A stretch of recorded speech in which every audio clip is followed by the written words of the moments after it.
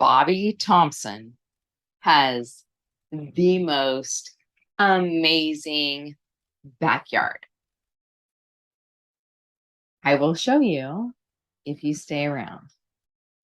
Please join us, meet the artist, speaking with Bobbye Thompson as we get to know this amazing artist. Okay, her and I are like kindred spirits. She is such a lovely lady. So I hope you enjoy this interview. Be sure to like, share, and subscribe.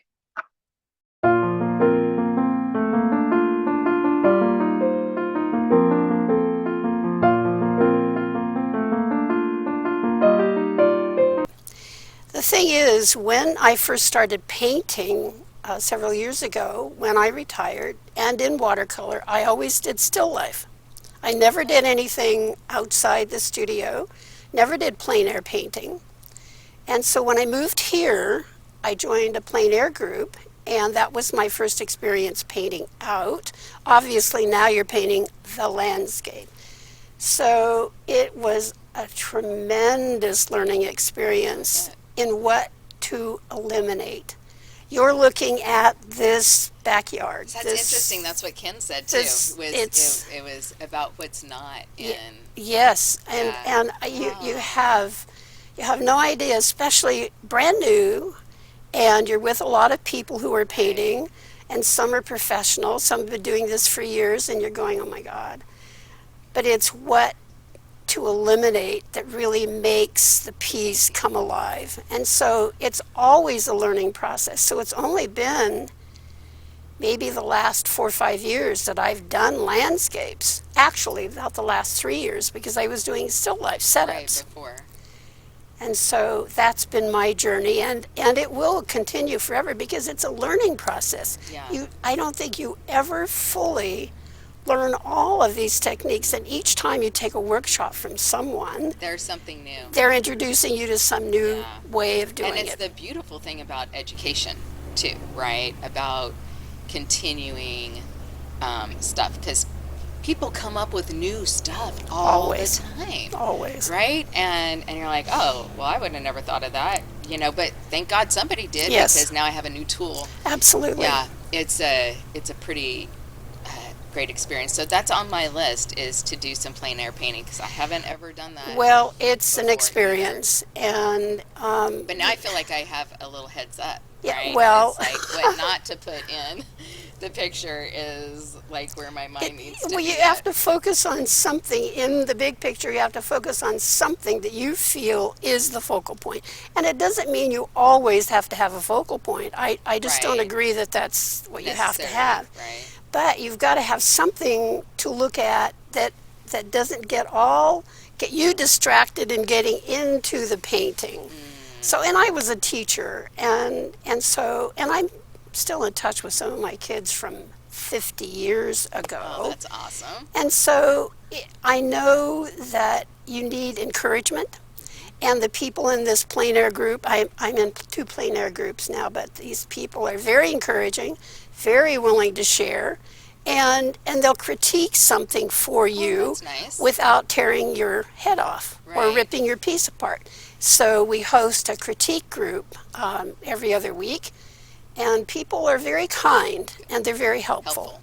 Right. And that really is what a critique should be. Absolutely. Right, is not how crappy your piece is, right? But or that color is the worst thing I've ever seen in my life. But how can you improve? Exactly. What can you change? Like maybe the hue of that color needs to be warmer or cooler or not as saturated or whatever. But or the value. Always things to just think about. Right. Because you don't have to change anything about. Right. And that's nice about critique people, or this group that I belong to. You take in what they say. It doesn't mean you have to do that. No. But sometimes the things that they suggest are actually exactly what you needed to hear, but you're not aware of it until you hear it. And so these little comments, well, what about this, and why did you do that? it's very helpful. So whether you do it or not in the end is Right. one thing, but often you take those to heart and make those Correct. And changes. you implement them That's on right. the next round, That's right? right. You bear that in mind. And I find that's terribly powerful for artists, right? Is just to have these little bits of information in the back of our mind so that when we sit down to do something, You pull it out. you pull it out. It's like, oh yeah, that's right. Here's this thing. That's right. And it could be some little tiny thing that at the time may not even have any impact. And yet, when you approach a piece and then you get to the point where that little piece of information comes to the forefront, you think, wow, now I get that. You know, it doesn't Right. mean Oh, you. it makes sense. Yeah, now I get it. Now I get it. Right. Yeah, that's it reminds me. So, what did you teach? Upper elementary, junior high, Okay. all levels of from art to science and math. But I used art as a motivator to teach math. We did art projects when we had something in mind, a new concept that we needed to Oh. learn. So, and I taught in Santa Barbara for several years. And I ended up getting a group of students that were seriously deficient in math skills. And my background's basically working with gifted and talented children. Okay. So now I've got this group of kids who are deficient in their math skills. And so I was struggling, but the way I figured that the best way to do this was to elevate their ego. And how do you do that? Well, I sent them down to pair up one-on-one with second graders. So my sixth graders were teaching second graders That's brilliant. concept that they had really missed when they were in second grade. And so it was like, look at me, I'm teaching and Right. and so I'm and smarter what than I happened up thought. here was a lot more important than learning the math skill. But then that came as a secondary issue. Probably easier. And it was right? easier. Well, because there's that confidence, right? Now they Absolutely. have confidence, and now they know that they can, and there's value in knowing that you know. That's right. So when you can share something that you know, there's value in that as how you see yourself. It's magical. Yeah. It's magical. And when these sixth graders were working with these second graders and teaching them something, it was like, wow, now I know how to do this because I had to teach the skill to somebody else. Yeah. Well, So they always say that you never learn so much as when you teach. True. Right? True. Absolutely. I think that's very true. Absolutely. How did you come up with creative, artistic projects in order to teach math? Because I love that. Now let's talk about my sixth graders teaching second graders. Okay, it had to be something, they had to get approval from me and they had to write a lesson plan. I mean, that was a requirement. And so, but it could have been anything. It could have been a game. It could have been how many times you bounce the basketball or how many steps you have to take to get from here to there. Or it was the very basic concepts, very basic. Or paper pencil activities that they would approve with me and then go down and share with these second graders. These kids didn't have the success in math that some kids did. And so I decided to teach them how to score their bowling cards. So we went bowling once a week. We had parents help take these kids in cars. And remember, these were days when you could go off campus and you could do that and not get arrested or whatever. And so we went bowling. We did things in the classroom. I did things in the classroom with them. As far as art concerned, do you know the little projects where you take a board and you paint it dark black and you poke holes in it and bring stitchery pieces through it?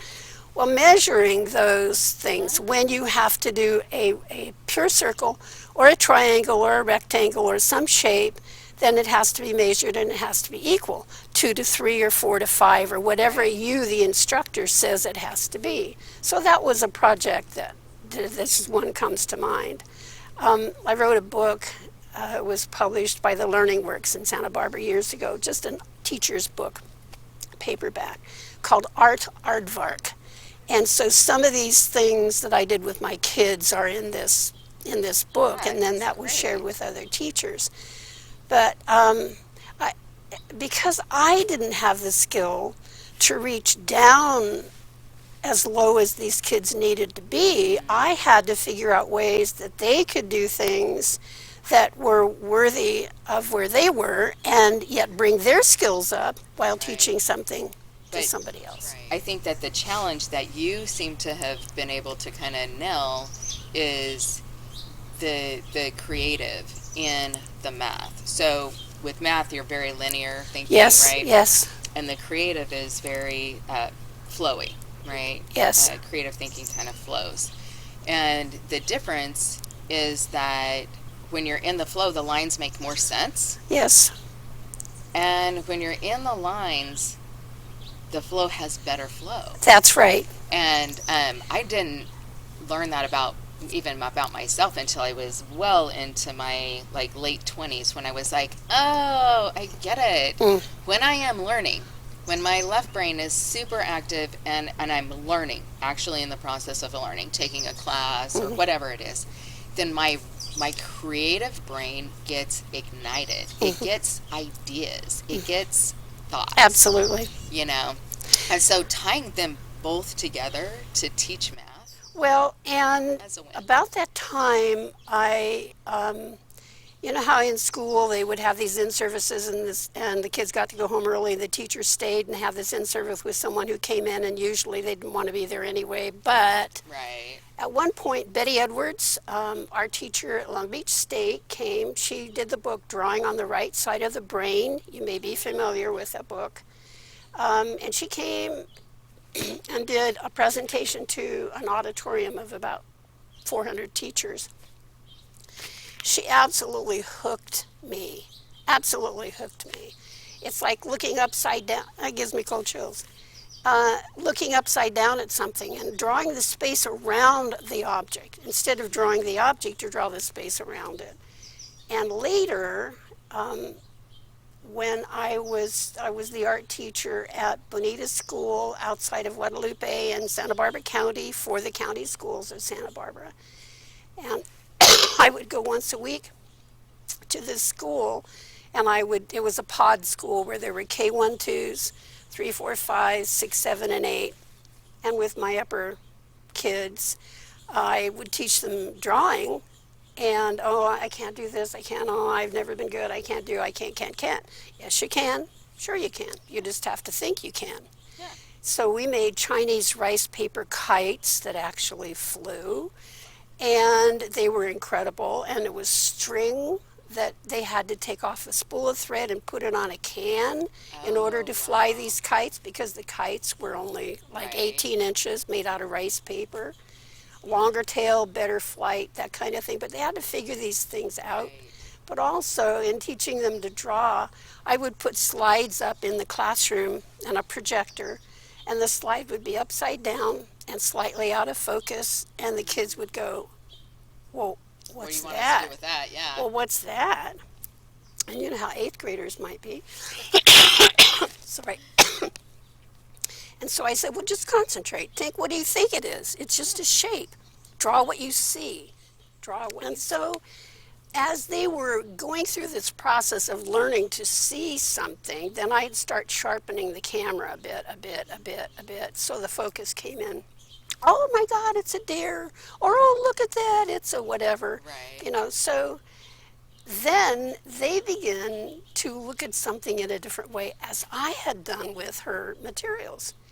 And so I incorporated her things whenever I had a chance to teach at any time. And then I left teaching after about 10 years. I went back to get my degree to become a principal in the classroom. And I was in Santa Barbara, UCSB, but I went to work that summer for the Big Blue Marble, which is a children's television production. It was supposed to be a summer job, and it ended up to be 4 years. And I never went back into the classroom. Wow. I taught all my life. I had a learning center later up in Sacramento, but I did not go back in the public setting in the classroom. And but I always remember, Betty Edwards techniques and how you have to look at something differently or draw something upside down. Yeah. And I you mean, don't just even know the- what you're looking at. Just draw it Right. upside down and then turn it over and say, oh my God, look at that. Yeah, I like that. I'm going to have to check that Betty out. Edwards. Yeah, I have to check that out because I Yep. think I think that there's just some benefits that can be applied to life as well, Oh, absolutely. right? Absolutely. Because Absolutely. we can get so stuck on thinking things are one way that it's hard for us to see it from a different Perspective. That's right. Yeah. And so that if It's we, like we learning. can unfocus a little, Yeah, right? well, Just and it's like unfocus a learning little. someone else's perspective or their point of view. If you're closed off on, no, that can't possibly work, or that won't work, or that isn't right, or my thinking is not like yours, and so you're not correct, you're wrong. And so once you get over the hump and you begin to say, well, that's possible. That's really, I never thought of that. And it's the same Or thing it in, fit that way. Yes. Right. Yes. I love that though. You do have to be open to, you have to be open to learning, right? And I feel like if you're open to learning, then you can, then I don't think you have those conflicts. Yes. Right? I don't think you have the same conflicts. I agree. With other people when you are open to learning, because there's that mindset that's always well, there's always a new possible, way to do something. right? It's like, I had a history professor. I went to Cal State Northridge, and I had to commute from Ventura Ew. for 2 years after work, Oh. 2 nights a week. Yeah. It was awful, but I was young and eager, and so it Makes was a huge okay. difference. But I had an instructor who said, and you know the phrase, "There's nothing new under the sun." Well, and that's true. We just extent. present it differently. Sure. It's the same thing, but we present it differently. That's why there's so many artists. There's so many techniques, because we all learn some basic stuff, but then you approach it in a different way. And so your approach might be new, or it might be new to somebody, or it's certainly new to you. Correct. Yeah. But that you wouldn't. You have to be open. You have to be willing to even see it, or try something you've never tried before. Just get outside your box, right? Outside your comfort zone. Yeah. Stretch If yourself. if you allow yourself to struggle, I think the learning process is easier. Well, then when you get it, right? When you've learned Then it, it's really there.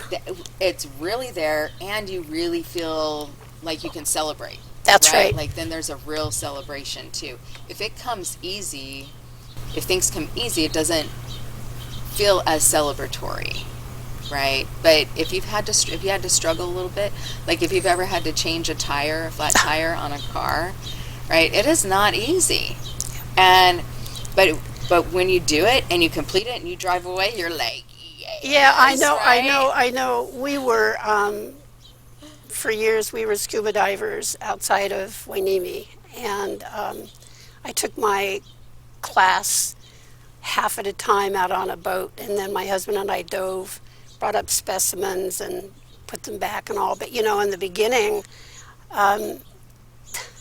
one of the reasons that I began scuba diving was that one of the other teachers had done this, had passed his certification, now he's certified. And we were talking in the staff lounge about this, and he made the mistake of saying, "But I don't think you could pass the tests." Not the tests, this test, but the physical part of it. And it just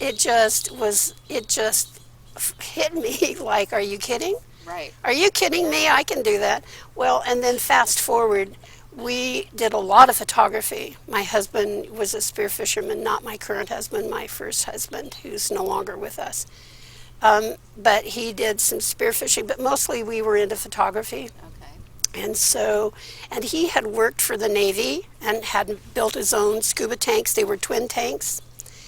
They were fully certified, and on one of our little dive adventures with our cameras, and we're going along, and he's pointing back like this, and I looked, and his tanks had slipped out of the bolt carrier thing. And so I had to come around and pull up with one hand and try to screw this thing down. Well, that was one thing. In the meantime, this 1,500-pound seal is diving on us like this. He never touched us. But his hackles were up and his teeth were bared. And we had ended up working our way down to about 90 feet, which is deeper than I ever intended to go. But it turned out it was rookery season. Oh. So he thought we were invading his territory. Right. And so the process of trying to get that tank clamped back on, we had to go over and stay down longer than we intended in order to work back up the rope. But things like that you don't forget. And so and that's just part of living. As you said, that's part of life. It has nothing to do with art or anything, but it's part of a lesson that you learn that will stay with you forever. I did an outward bound for 3 days when I was in Santa Barbara. I was in my very early 40s. I'd never backpacked in my life.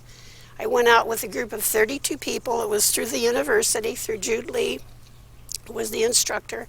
And so she took us all to a base camp outside of Fresno in the Eastern Sierras, and we then hiked 6 miles in, set up base camp, and then the following day, each of us individually were taken out to a spot, and we were left there alone by ourselves at night for 3 nights.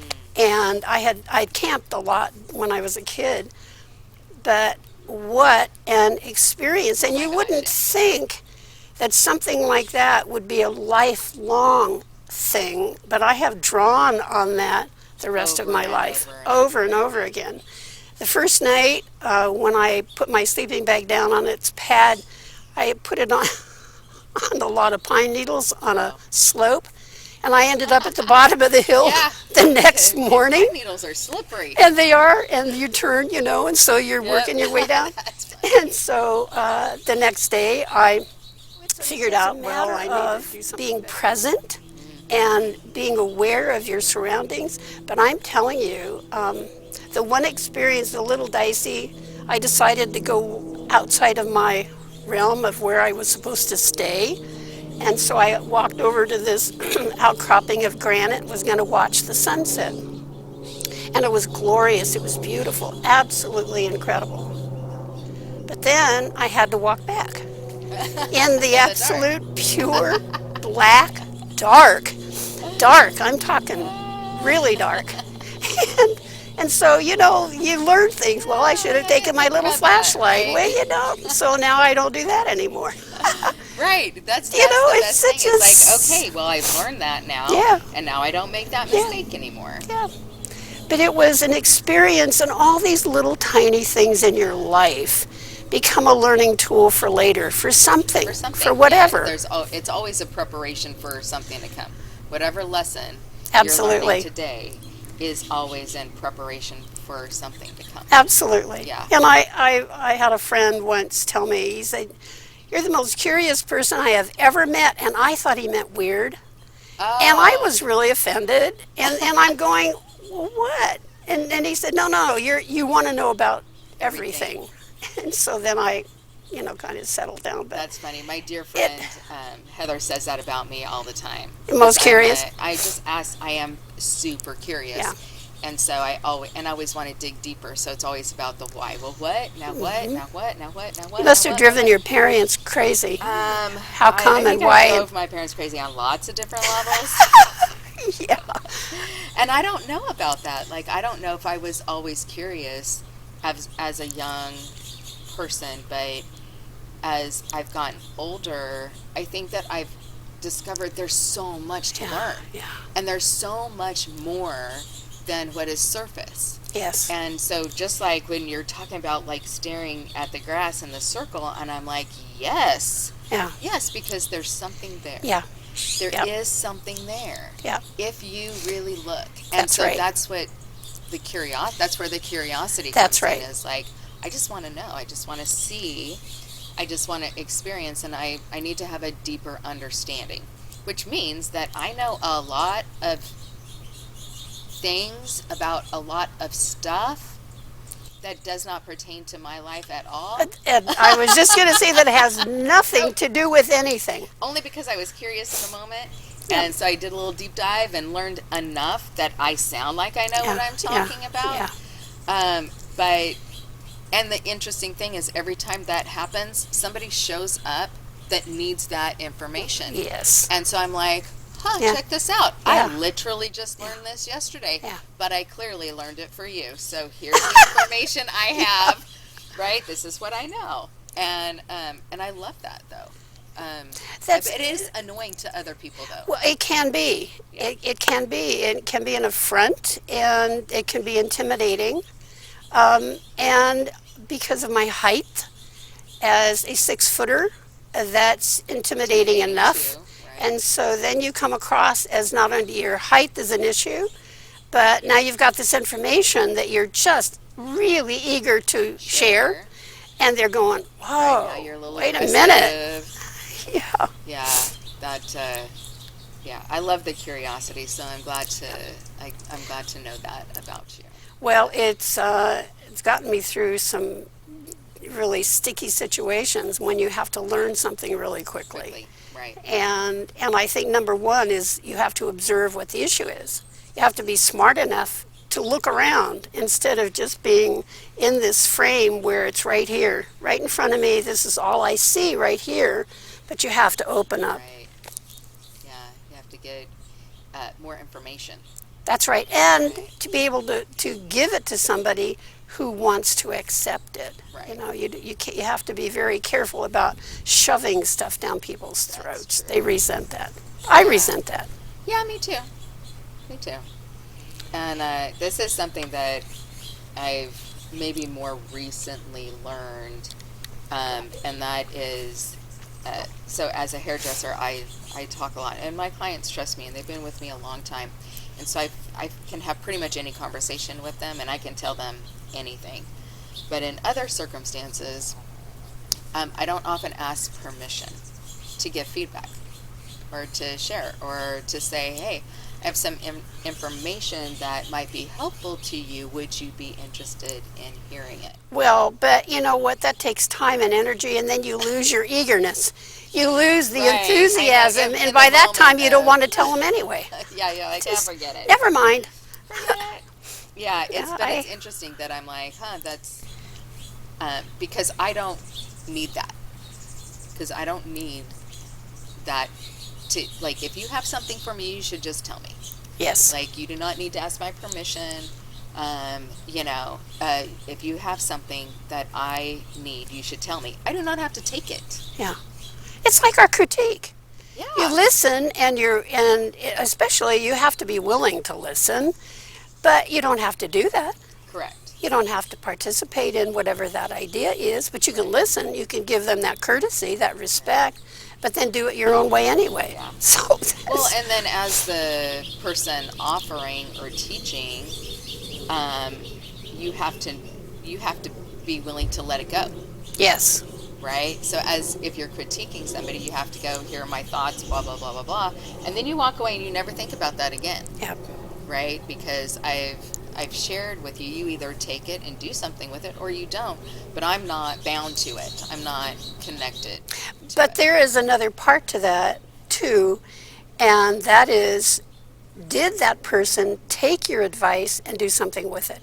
And then it's always fun to see what they did, Yeah. because they're going to take what you said, but then they're going to create something out of their own mind, but it came from your Right, idea. it's still inspired That's by. right. So that inspiration, it's always fun to see what they did with it. Yeah, agreed.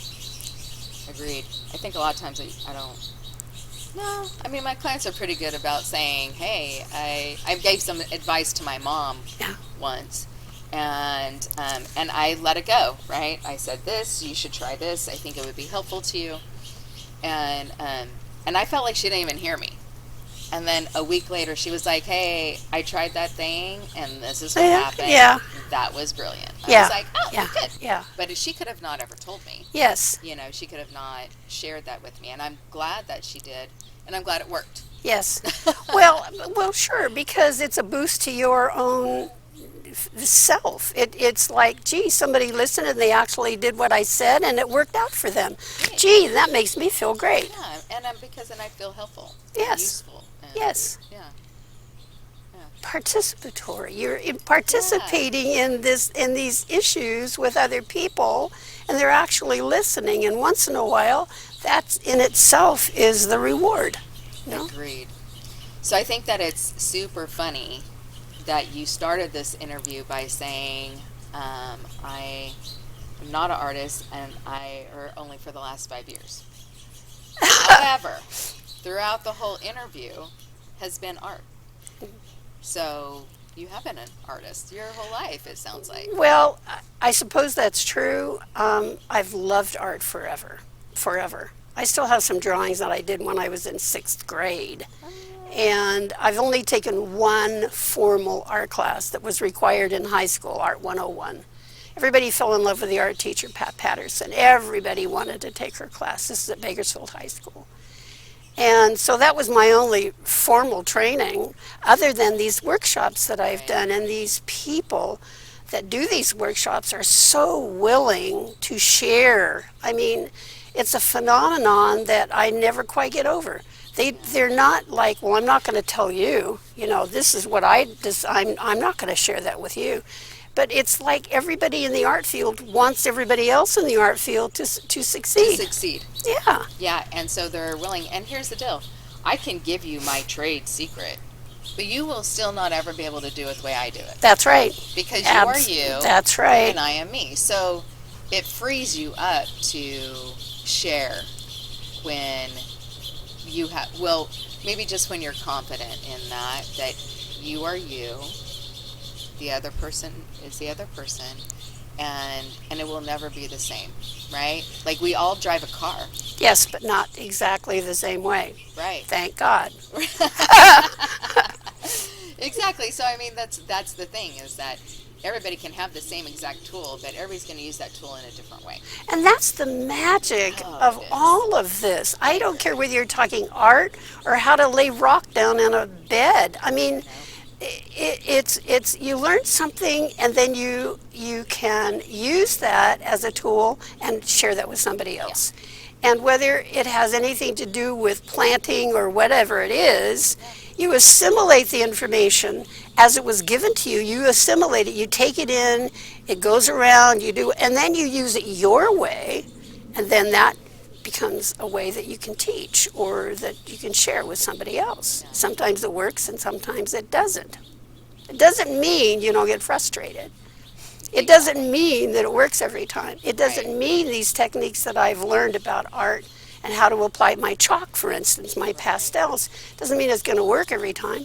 I could show you a piece in my studio, and I may in a minute, that was the biggest struggle I think I've ever done. And I still don't think I like this piece, but I was determined to finish it. And fortunately, I've never thrown anything away. I felt like it, but I've never just tossed it, because later you'll look at that thing and say, wow, that's not so bad.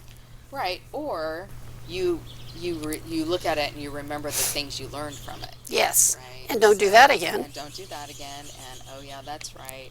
And those are valuable lessons all in themselves. So That's true. That's true. And then when you see the person you taught teach that to the next generation, now that does give me cold chills. Like that's the goal of education or teaching, is so that, number one, you're passing on a legacy, but the goal is that the person I'm teaching is going to surpass me. Yes. Is going to be better. Yes, and they're going to be better at it. Right. Maybe Yep. they got the tools earlier. You just planted the seed. Yeah, That's all. And I just want to know that they're going to be better than me. Yeah. Yeah. And then what a thrill when you see that materialize. Yes. When you actually see that right in front of you, it's just, it's almost heart-wrenching because it's so special. It is super special. Yeah. And that's, Yeah, that's the goal. And then I think that we all have that as a job to do. Why we're here. Our purpose is to I create think a so. legacy and pass on the information or the things that we have, the tools we've been given. Pass them on. I think we all have a purpose for being here, and I think mine has to do with imparting the information that I've taken in from someone else. I wanted to teach from the time I was in like 5th grade because I was in love with my 5th grade teacher. She was incredible. And so I wanted to do that. But my sense of curiosity, which we've already discussed, is pretty high level. And so you combine the need to want to teach and to travel all those distances to get your degree and do all of those things. I was young and it was important. And so I pursued that. And I've never been sorry. I've not been back in the public class setting, but I've been basically teaching forever. Yeah. Well, we should all have that perspective of we are always teaching, right? We're either teaching what you can do or what you shouldn't do. Or you're learning. Yeah, Or for you're sure. learning. For sure. Hopefully in the process, like it's happening simultaneously, right? The learning Absolutely. and the teaching. And that never ends. It No. never ends. If you open yourself up to that, I agree. there's something new out there always Always. to try to assimilate into what you do in your daily life. Agreed.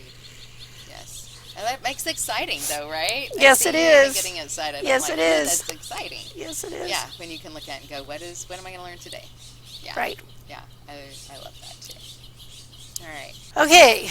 Yes. So- what a beautiful conversation. Oh, thank you. You're a lovely It's person. my pleasure to have you do. Thank Thank you you so much. Bobbye. Thank This you was so a much. pure pleasure for me. Thank Indeed, you. it was a shared pleasure. Oh, good. Yeah, I'm glad. I enjoyed this more than you know. Oh, good. Yeah, I'm I glad. needed this. I Oh, needed this. good. I need a little recognition in my life right now. So that's nice.